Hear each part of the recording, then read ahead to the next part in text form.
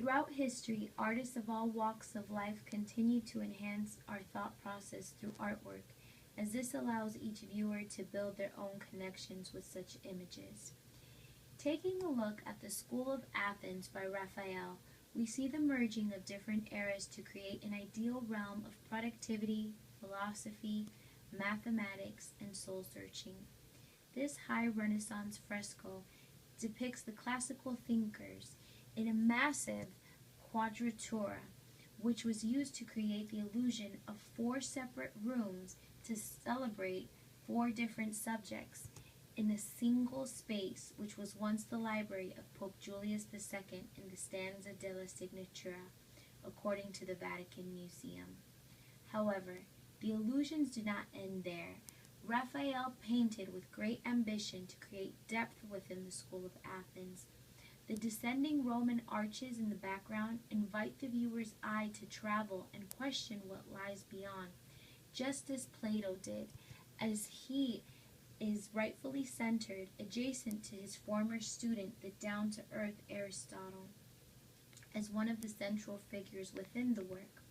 Raphael laced this masterpiece with so many hidden gems and clues as to whom each of these entities of greatness were. It was an absolute feast for the curious. In essence, the viewer is forced to stop and wonder as to who of each of these individuals must be, as they must dignify their answer with supporting facts such as body language or gestures, stance, objects within the hands, and even style or color of clothing.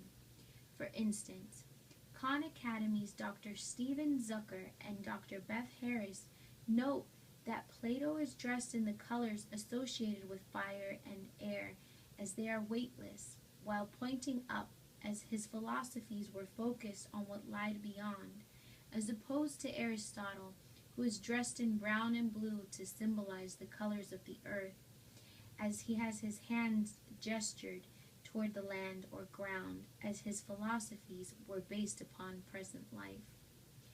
Each of the philosophers also carries their own book in hand, as to state their identity ever so inconspicuously.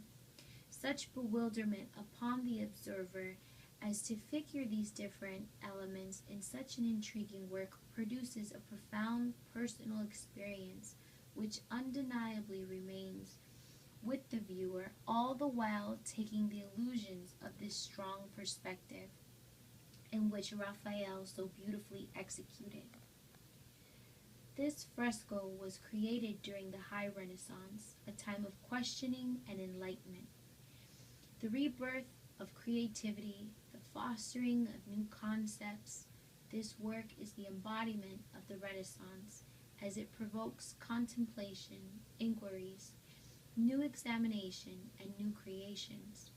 Raphael acted against the traditional painting methods of the past, but truly encompassed the current, as he was one of the strongest forces within the Renaissance. The Renaissance looked to the future as well as the past.